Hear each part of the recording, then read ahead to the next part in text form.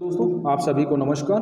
Target prelims and mains 2023 हमारा batch चल रहा है और उसके अंतर्गत आज हम लोग आंतरिक सुरक्षा खंड को देखेंगे। इम्पॉर्टेंट टॉपिक है। करीब 25 से 30 नंबर के क्वेश्चन हर साल पूछे जाते हैं इससे।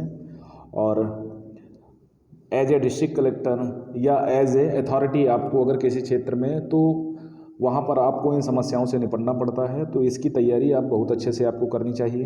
दूसरी चीज़ है, इसके लिए कोई भी कोचिंग के अगर नोट्स अगर इजीली मिल जाएंगे, जैसे दृष्टि आईएएस है, विजन आईएएस के अगर नोट्स से ही इसमें काम हो जाएगा, इसके लिए ज़्यादा भटकने की आवश्यकता नहीं है। मोटी मोटी चीज़ें जो हैं आपको पता होनी चाहिए और उससे किस प्रकार के क्वेश्चन पूछे जाते हैं वो पता होने चाहिए, तो आप इस चीज़ को बड़े आराम से टैकल कर सकते हैं। जैसे आंतरिक सुरक्षा होती क्या है?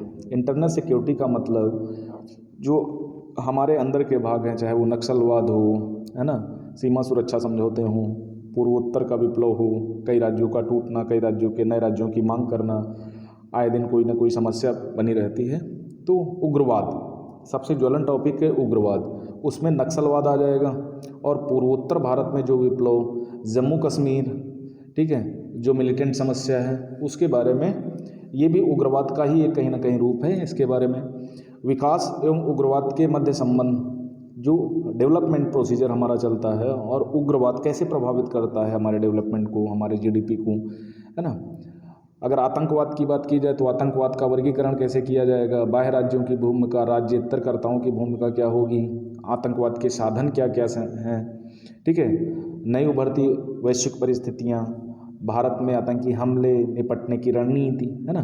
तो ये सारी चीज़ें नक्सलवाद और आतंकवाद से आ जाएगा, ठीक है। जो भी चुनौती पैदा करने वाले राज्य और गैर राज्य का अभिकर्ता हैं, उनकी भूमिका क्या होती है। जैसे आप सभी को पता है कि जो जम्मू कश्मीर में आतंकवाद की घटनाएं होती हैं, माना जाता है पाकिस्तान प्रेरित हैं। जो पूर्वोत्तर भारत में, जो भी पूर्वोत्तर भारत, चाहे वो अरुणाचल प्रदेश हो, म्यांमार हो, नागालैंड हो, मणिपुर हो, तो वहाँ पर माना जाता है कि इधर बांग्लादेश, उधर चाइना, इधर म्यांमार से प्रायोजित जो भी प्रॉब्लम्स होती हैं वहाँ से, गोल्डन ट्रायंगल, गोल्डन क्रिशन, वहाँ से प्रॉब्लम शुरू होती हैं। तो उनकी क्या भूमिका है, उनको कैसे काउंटर किया जा सकता है, इस तरह की चीज़ें, ठीक है।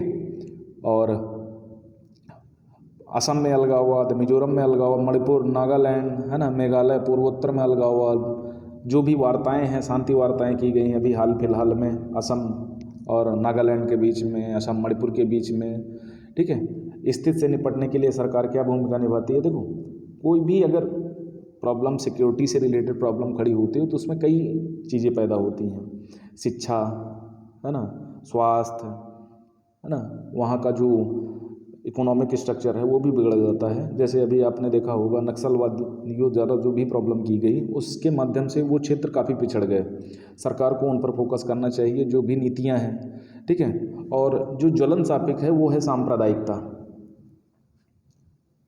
ठीक है, सांप्रदायिकता, ठीक है, हेट क्राइम।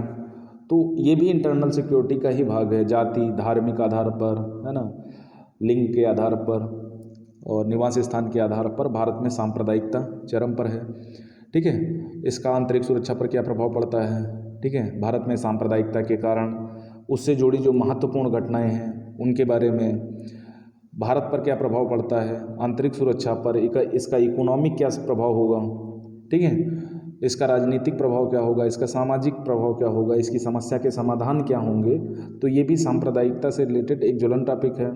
जैसे भीड़ द्वारा हत्या कर दी जाती है, ठीक है, उसके कौन कौन से एग्जाम्पल हैं। हाल फिलहाल में महाराष्ट्र, दिल्ली, है ना, कई बड़े बड़े भागों में इस तरह की भीड़ हत्या, नृशंस हत्या द्वारा घटनाएं देखी जाती हैं। भीड़ द्वारा किया गया हत्या का प्रयास और जीवन के अधिकार में क्या समानता है, सर्वोच्च न्यायालय के इस संबंध में क्या निर्णय दिए गए हैं।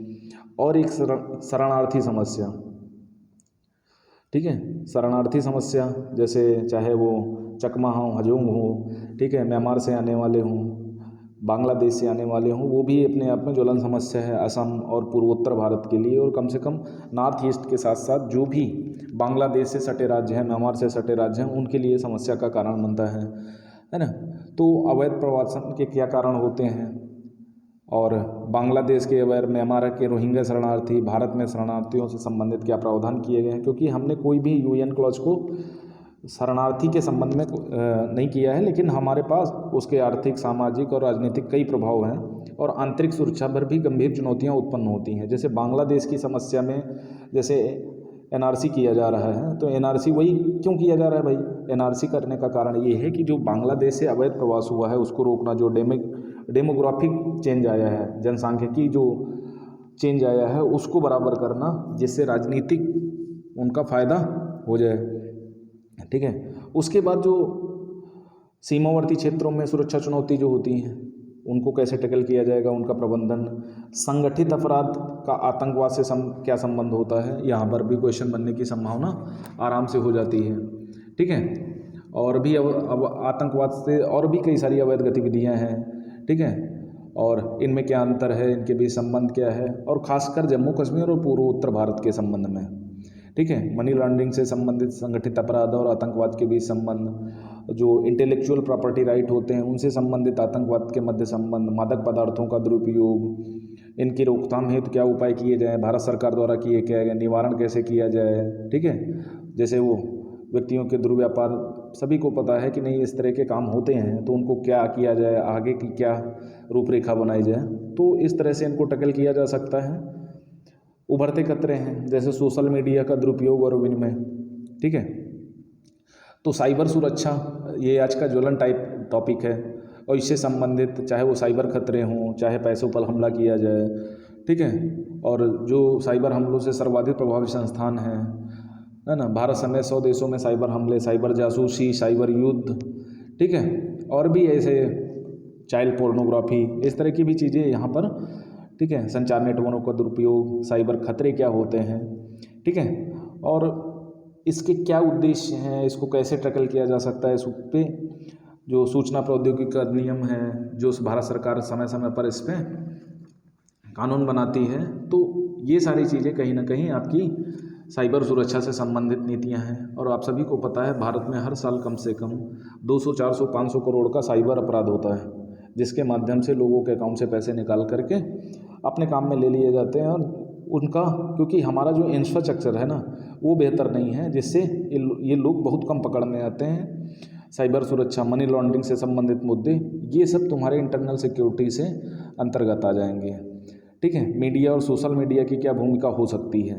देखो, आप सभी को पता है कि जो सोशल मीडिया है वर्तमान में बहुत आगे निकल चुका है, और कई ऐसे घटनाक्रम हैं जो सोशल मीडिया के माध्यम से फैला जाते हैं। मान लिया हेट स्पीच।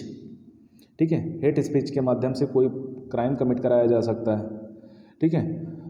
तो ये कैसे बंद किया जाए, है ना, इस पे कैसे लगाम लगाई जाए, तो ये सारी चीज़ें हैं। ठीक है। और समाज प्रेस परिषद का इसमें क्या रोल हो सकता है, और आतंकवाद, डाटा का दुरुपयोग, डाटा की निगरानी, फेक न्यूज़, हेट स्पीच, आपराधिकता, विरोध प्रदर्शन, क्रांति। देखो, आज की डेट में कोई भी अगर कोई ऐसी चीज़ है, आराम से उसको एक जगह से दूसरी जगह पहुंचाया जा सकता है। काले धन की समस्या, है ना, विमुद्रीकरण, बेनामी लेन देन के लिए जो कानून बना। ठीक है। आयकर मुखबिर सुरक्षा योजना, तो ये सारी तुम्हारी, तो कुल मिला के करीब अगर ठीक ठाक टॉपिक की जाए तो 10 टॉपिक हैं, और इसके लिए किसी विशेष बुक की आवश्यकता नहीं है ना। आप आराम से किसी कोचिंग के नोट्स जो आपकी लैंग्वेज में अवेलेबल हों, और इसको करने से आपको ये होता है कि फ्री के आपको 25 से 30 नंबर का एक रेशियो मिल जाता है। प्री में भी 2-3 क्वेश्चन की आप इनसे बढ़त बना सकते हैं। ठीक है।